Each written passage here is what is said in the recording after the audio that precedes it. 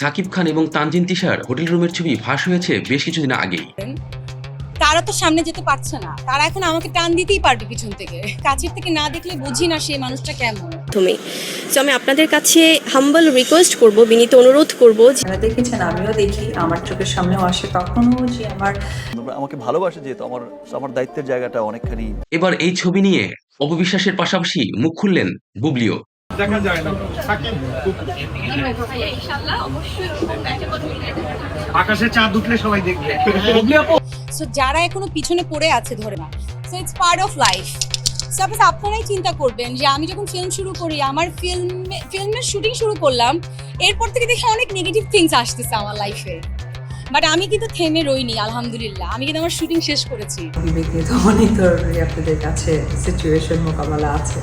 So যখন বিবেকের সাথে তাল মেলাতে হয় তখন মনে হয় যে এটা আসলে স্টপ করে দেওয়া উচিত।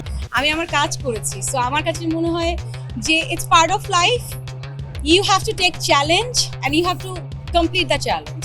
I have to say, I must say, Sakib ভাইয়া সেটা আসলে আমি নিজে থেকে স্টপ করে দিয়েছি। আমরা বরাবর বলেছি আপনাদের হয়তো বোর লাগতে পারে যে আপু একই কথা বলছেন।